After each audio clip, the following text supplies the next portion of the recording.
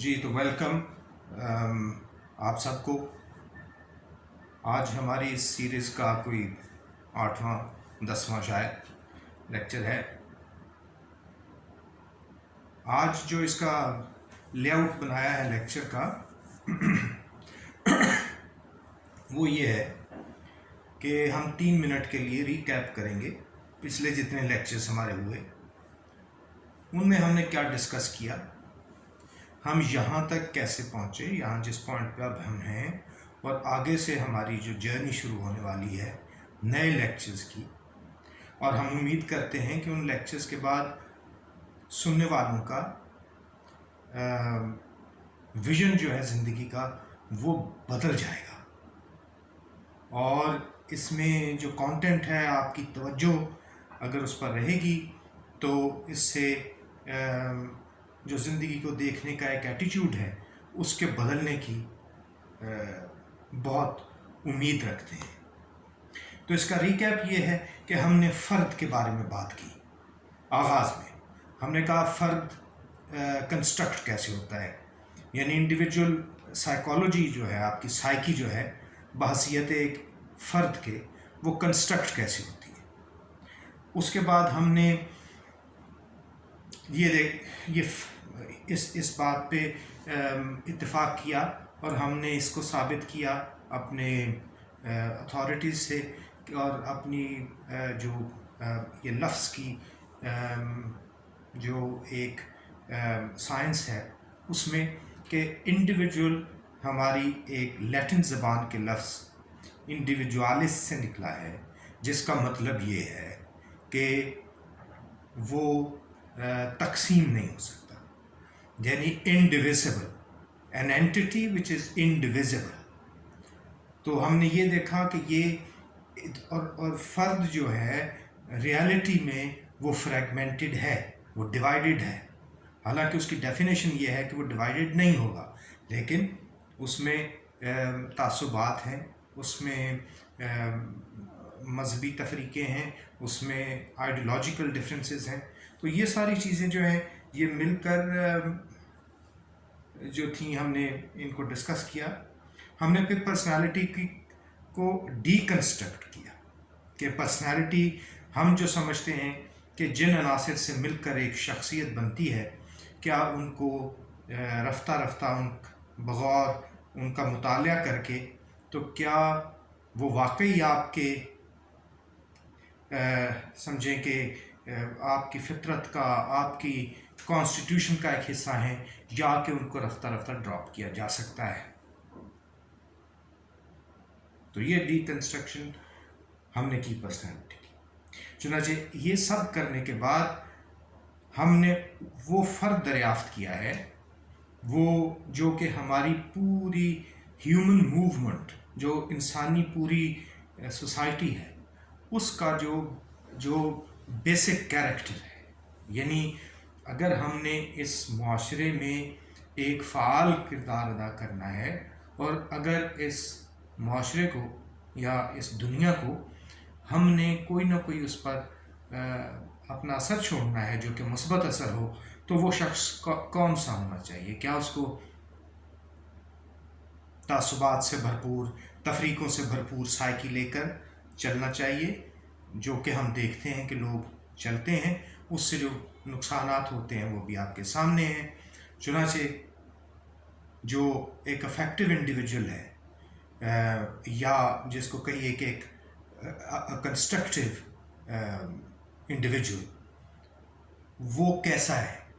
وہ انڈیویزیبل ہے، وہ ایک مکمل اینٹیٹی ہے. It's a psychological whole. Now whole in a sense that he incorporates everything. There are paradoxes are melted and merged in that human being. So he becomes someone who can have the hope of bringing about some kind of a positive change in the society by being positive himself. As we discussed, inner and outer are connected. آپ کی اندرونی ذات جو ہے وہ خارجی دنیا کے ساتھ اس کا ایک تعلق ہے. چنانچہ ہم نے یہ ڈسکور کر لیا کہ یہ بندہ جو ہے، یہ فرد جو ہے، جو کہ نان ڈویزیبل ہے، جس نے اپنے دماغ کو اینالائز کیا ہے، خود انٹروسپیکشن کے ساتھ اس نے بڑے غور سے، بڑی جد و جہد کے ساتھ انڈرسٹینڈ کیا ہے کہ میری سائیکی کے اندر یہ تقسیمیں موجود ہیں، یہ تفریق موجود ہے، میں نے اس سے ماورا ہونا ہے، ان تقسیموں کو میں نے یعنی ان سے آزادی پانی ہے. ان سے آزادی پا کر ذہن کی جو کیپیسٹی ہے وہ ایک اتنی ایمنسلی بڑھ گئی، کیونکہ آپ کے تعصبات نے جو جگہیں گھیری ہوئی تھیں، جو آپ کی ڈویژنز نے جگہیں آپ کے سائیکی میں گھیری ہوئی تھیں، وہ ڈویژنز جو ہیں وہ آپ نے ان سے چھٹکارا پا لیا، اور آپ کا ذہن جو ہے وہ مکمل طور پر ایک فوکسڈ اور اٹینٹیو ذہن بن گیا، یعنی full of attention. Now you can see بہت سی چیزیں جو آپ اس سے پہلے نہیں دیکھتے تھے یا جو آپ کو نظر نہیں آتی تھیں، وہ چیزیں آپ کے سامنے ویزیبل ہو گئی کہ یہ happening in the societies. You know you are concerned. Before you were not concerned. You had your own limited concerns. I had my own limited concerns. My own existence, my family, my local kind of circle that I have, a few friends, and that was it. Now you have the space in your mind to think about things which are bigger things. And now you're able to be very attentive. So nothing escapes your mind. Before, because of the diversions, because of the distractions in the mind, you were not clear about things. So the clarity has come. By discarding all these, divisions, you have achieved a non-divisive, a oneness inside yourself, and your mind has become clear, and the facts are becoming to appear as they are. Before they were colored by your prejudices, by the things that you believed in and the things that you didn't believe in, but now you have a clear mind.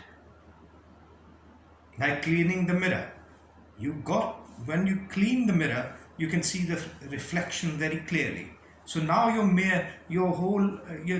perception, the mirror of perception that is inside you is clarified, is clear, is clean. Now you can see the facts as they are. So here is the desired individual. Here is the desired point of departure. یہ وہ فرد ہم نے تخلیق کر لیا ہے جس نے آگے جانا ہے اور زندگی کی مختلف چیزوں کو، مختلف واقعات و حادثات کو اس نے اپنے طور پر اپنی آزاد ذہنیت سے ان کو دیکھنا ہے اور ان کے بارے میں غور و فکر کرنا ہے، اور کسی کی بات کو ایز اے گیون نہیں لینا. اس کا مطلب یہ نہیں ہے کہ آپ اتفاق نہیں کرتے، لیکن آپ اپنے طور پر تحقیق کرتے ہیں. چنانچہ آپ کا ذہن اس کوالٹی کو پہنچ گیا جب آپ تحقیق کر سکتے ہیں. چنانچہ آپ کے نتائج جو آپ اخذ کریں گے اس سارے سفر میں، وہ آپ کے اپنے نتائج ہوں گے، اور ان پر آپ کا پورا فوکس ہوگا، آپ کی اٹینشن ہوگی، کیونکہ you have been attentive about creating those results, creating those things which are important for life. So now what are you capable of? After discarding all these things, what have you become capable of? You have become capable of complete independence, freedom, So that quality of freedom was not there before. Now there is an emptiness. There's a huge space created inside you, which is all encompassing. You know, it is encompassing everything, all the paradoxes, this versus that, good versus bad, virtue versus sin, God versus devil, hell versus heaven. So everything is merged inside you. So there are no dark corners left in your psyche. You're not afraid of anything, of facing anything, because a clarity has taken place. So that original inquiry has done that. You have discarded all the authorities. You have said thank you very much to the priest. You have said thank you very much to anybody who's trying to guide you, and you have said that you will discover everything for yourself. And that affirmation within yourself इस इरादे ने आपके अंदर एक ताकत पैदा कर दी है.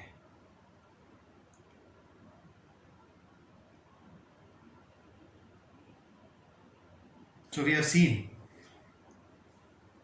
ये जो एक चेंज आया है आप में, the independence, the freedom which has occurred, it has occurred due to a fact, due to the fact that you have contemplated very deeply the actual the importance and the constitution of thought, because thought is divisive, it divides. So your psyche, which was built up, your whole mind was a cluster of thoughts. So those thoughts had their own operating system, a mechanism. And that mechanism was to divide and comprehend. खट्टा मीठा test की बातें आपके senses में कुछ सख्त है, कुछ नर्म है, कुछ ये सारी interpretations, they were your thoughts. So your mind was actually formulated, was comprised of these thoughts. So these thoughts are gone. So opposites, that mechanism of creating opposites is finished. Paradoxes are merging, and a new vision of life is appearing.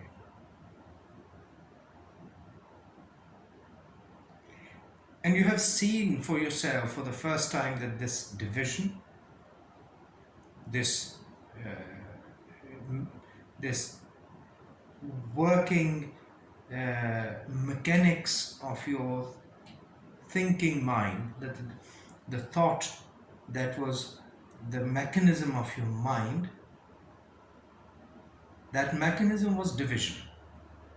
You have discovered it for yourself and seen it, that it has divided you. It has divided you as a person. It has divided the world for you. And out of those divisions, conflicts have arisen. So you have seen that and you have dropped it. So what is left with you? Since you were a kid, you were told this is good, this is bad. All the moral systems, all the ethical systems, all the hierarchies, all the divisions. So you have seen them and dropped them. So what is left? Do you have anything left? Because it is a serious matter. For many it is a serious matter. For the majority it's a serious matter. Because nobody would like to question their assumed identity. All these things have created an assumed identity in you. So suddenly you have discovered that all that has to be dropped. For a healthy and for a sane living, that has to be dropped. So when you have dropped all that, what are you left with? What am I left with? Is there something? That is a new question which has arisen. So we have seen all the, we have kind of condensed all the talks that we have had before, and we have come to the conclusion that thoughts are wrong and we have dropped them. Now, after dropping those thoughts, and your identity was built up by those thoughts, it was constituted by those thoughts. So dropping those thoughts, उन सोचों को फेंक देने का या उन सोचों से छुटकारा हासिल करने का मतलब यह है कि आपने अपनी शख्सियत से छुटकारा हासिल किया है, अपने तशख़्ख़ुस से। यानी बहुत लोगों को प्यार होता है तशख़्ख़ुस से, अपने से। बहुत लोग बड़ी मेरे जानने वाले थे, वो कहा करते थे मैं 17 साल का भी ऐसे था जैसे मैं अब हूँ। So that means he didn't understand the connotation behind that. He didn't understand the implication behind that thing. That means that you haven't developed. You're the same when you're 17. He was a kind of an older guy. So if you are 17 and you're the same at the age of 70, then you have not developed. So it's not a compliment. But because that is your identity, वो आपका तशख़्ख़ुस है, it is very difficult for you to let it go. So dropping thought means dropping your own assumed identity. That's a challenge. That's why people don't do it. There are only very few people in the history of mankind who have actually done that. So it's very interesting what happens then. After the thought is dropped, it is a very interesting territory that you're entering. And that territory is the territory of ought. What's ought to be instead of what is. You see, we are not discarding the important things which are constituted or which are included in your memory. We are not saying undermining the importance of them. Memory is a part of your thought. So memory makes you learn things. So we are not saying that memory does not have its utility. Memory is very useful. So we are going to keep it. Memory is there. You have it. It is your asset. So what is happening is that you are seeing mind, your existence, as it ought to be versus what is. What is has useless things, and what is has also useful things in it. So you're discarding the useless part and you're keeping the useful part, which is memory, for example. You learned how to drive. That is because of memory. You passed your matriculation exams. You passed your college. You passed your university. All these things I'm talking to you, this is based on memory. I have seen it. I've understood it. And then I'm talking to you and hoping that you will see it through your brain, through your mind, and you will interpret it rightly, and you will be able to integrate it into your personality.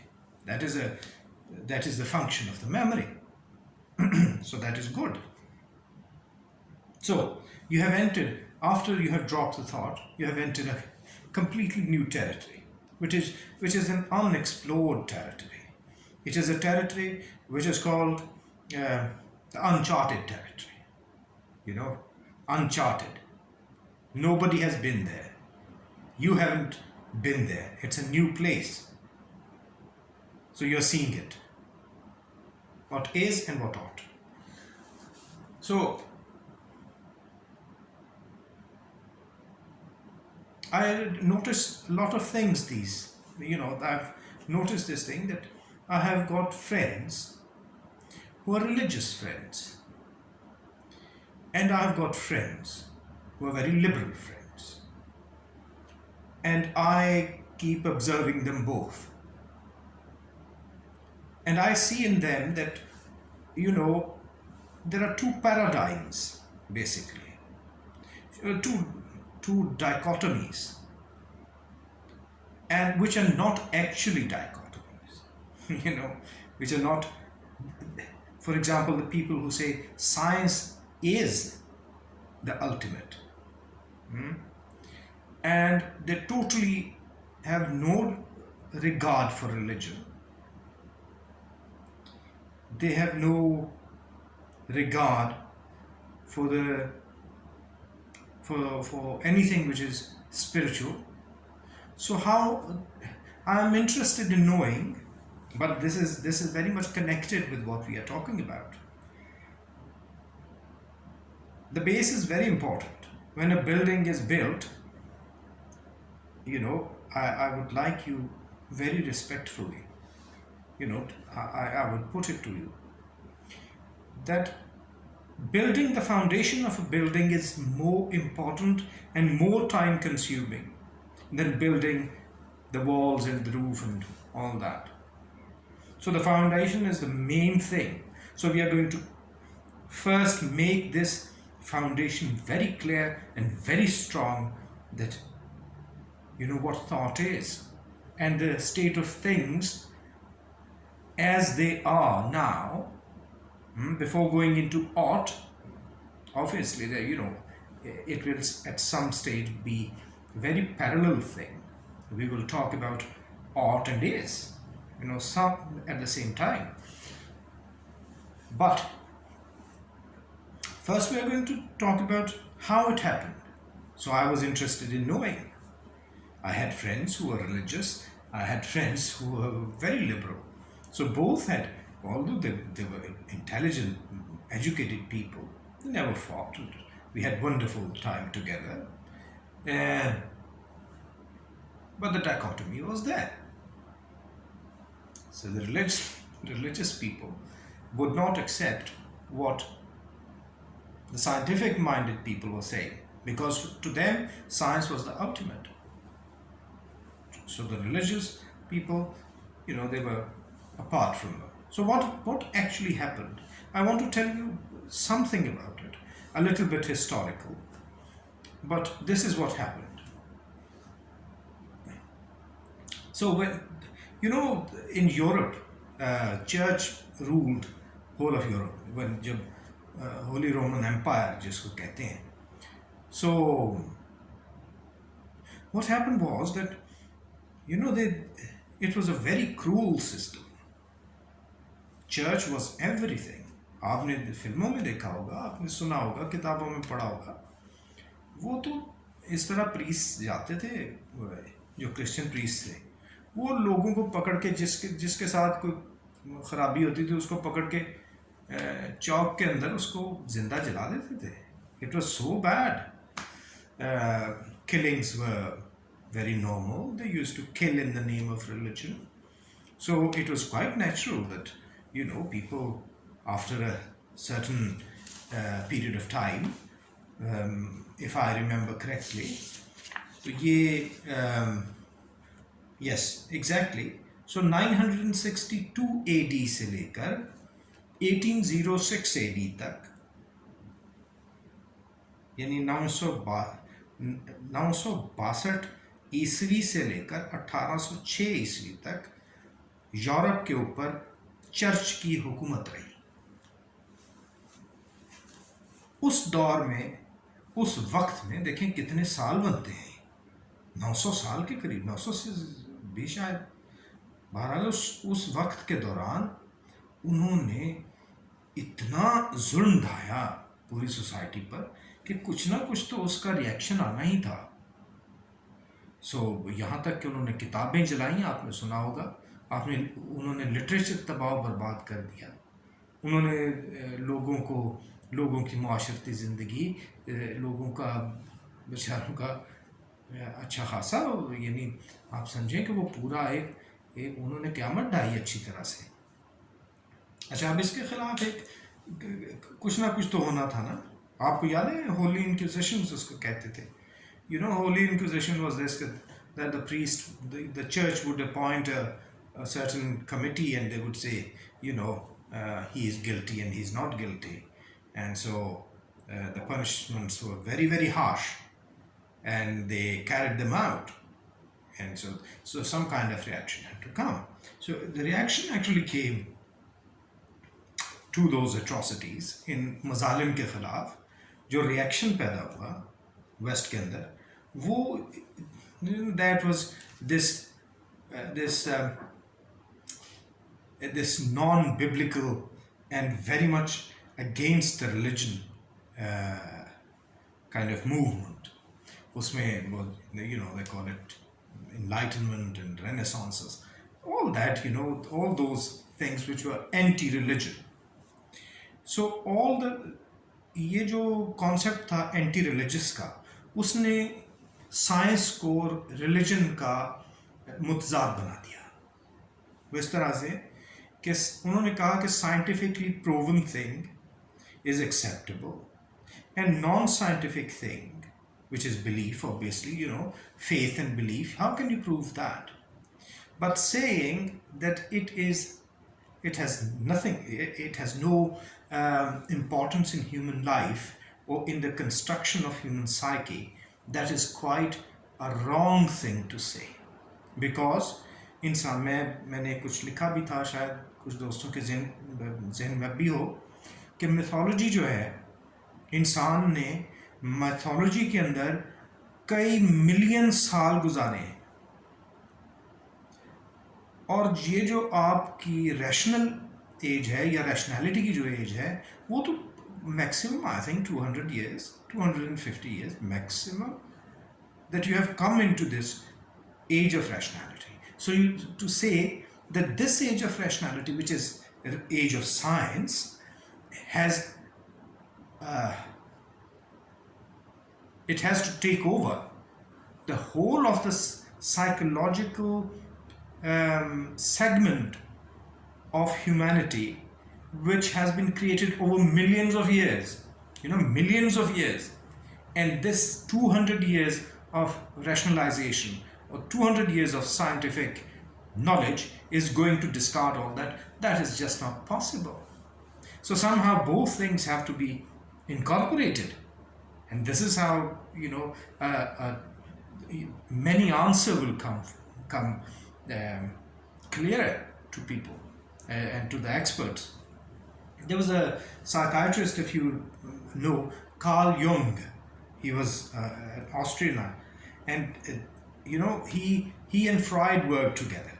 So Freud was, that was the time when those subjects, which were kind of semi-scientific subjects, which psychology was, and people considered it to be. So they wanted to, Freud and the other important psychiatrists and scholars at that time, they wanted to bring that into the very strict and very proper scientific province of knowledge. Carl Jung was different in a way, because he also said that what is explored in a laboratory, when it comes to psychology, there's much more to that, to psyche, than what can be proven. So he was right. I would much rather agree with him, in this thing, that both things are important. So science, those people who say science is important and science is the ultimate, they are saying that what is important, and what ought to be. And ought to be means that you create a balance. We see in the natural world, that things, when there is an equilibrium, so things become better. They become more easy to handle. Um, so that is basically it, you know. So this dichotomy that I saw in both sides, it was that dichotomy, because what happened was that uh, eventually, historically, so science succeeded, because science was, one, it was a reactionary thing, because church had done a lot of harm to people. They had been downright cruel. So science was more secular. It was not, God was not there. For example, words like soul, self, and spirit in the knowledge of psychology, or the subject of psychology. All these all um, this terminology which had any kind of reminiscence of biblical times was subtracted from psychology, and instead of that, ego and conscious and unconscious and subconscious, all these things were brought in, just to make them more uh, powerful and more forceful than things which were regarded as mythology, or as religious terminology. So this is what happened. So what we see is now, I'm not being, absolutely not being critical of science. I love science, and there are beautiful things in it, but there are beautiful things in religion too. So you cannot, so a psyche which is void of religion, which takes it to be an opposing thing, it will be much less wholesome.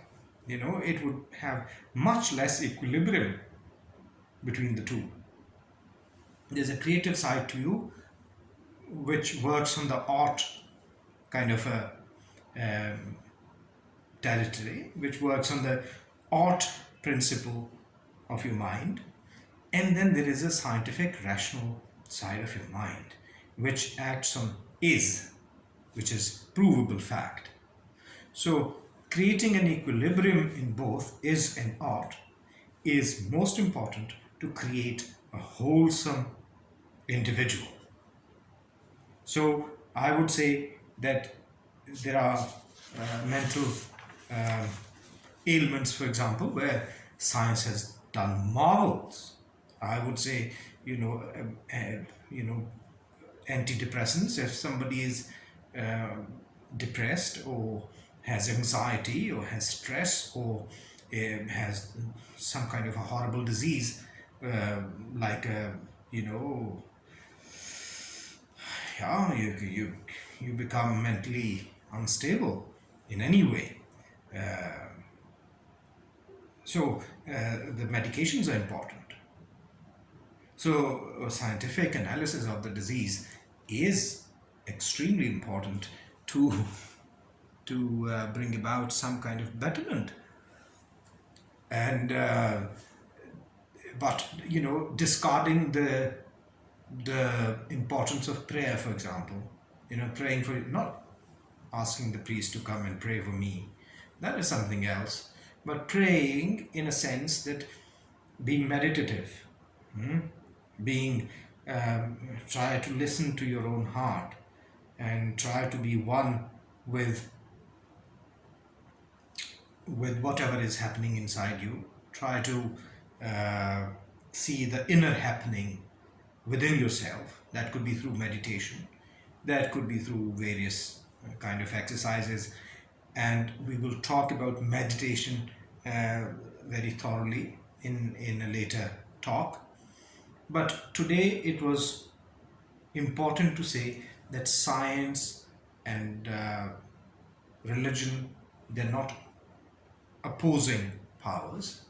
And we have reached a conclusion here of this talk, that creating an equilibrium between is and ought, between science and religion, because we are actually trying to see the divisions of thought first that we have dealt with.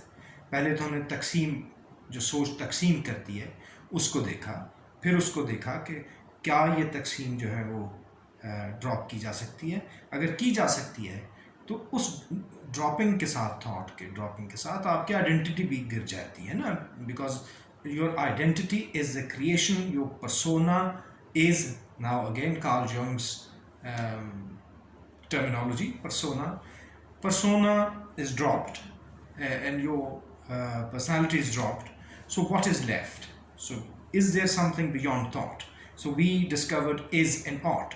Is the fact, is the science, ought is the mythology.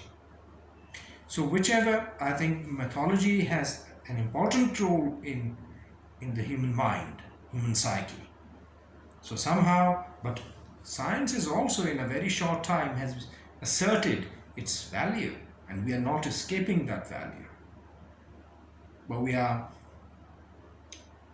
are creating an equilibrium for that individual. उस फर्द के लिए हम एक तवाज़ुन पैदा कर रहे हैं दोनों चीज़ों में, ताकि हम आगे चलकर अगली इन गुफ्तगुओं में, इन लेक्चर्स में हम एक एक करके हम मोहब्बत को, नफ़रत को, जेलसी को, फियर को, खौफ को, एजुकेशन को,